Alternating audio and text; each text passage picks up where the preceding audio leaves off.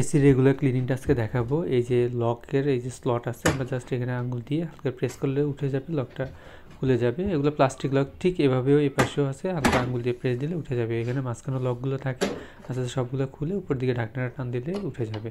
তারপরে এই যে ফিল্টারগুলো আছে, এয়ার ফিল্টার বা এই যে নেটগুলো আছে, এগুলোর মধ্যে ময়লাগুলো, এই যে দেখেন অনেক ময়লা উপরের দিকে, দেখেন অনেকগুলো ময়লা আটকে হয়েছে, এগুলো বের করে নিতে হবে। এই দুইটাই এয়ার ফিল্টার থাকে, নর্মালি দুইটাই থাকে, অন্যান্য থাকলে আপনি ম্যানুয়ালটা দেখে নিন আপনি দেখছি, তাহলে আপনি বুঝতে পারবেন।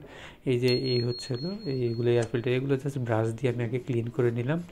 এগুলো বড় ময়লাগুলো যেগুলো স্লট আছে এগুলো ক্লিন করে নিয়ে তারপরে জাস্ট আমরা পানি দিয়ে একটু ভিজিয়ে দিচ্ছি ময়লাগুলো।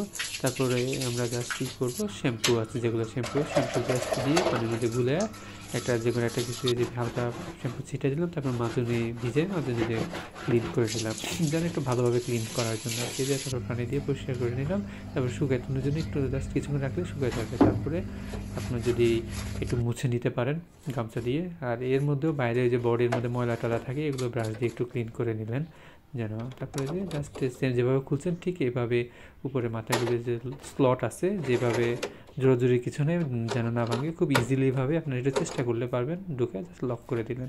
ঠিক সেমভাবে এই পাশেরটাও লকিংগুলো করে দিবেন। এগুলো একবার দেখলেই আপনি পারবেন, অথবা আপনার ইউজার ম্যানুয়াল বা অথবা সার্ভিসিং করতে যে ইনস্টল করতে হবে তার জেনে নিয়েন।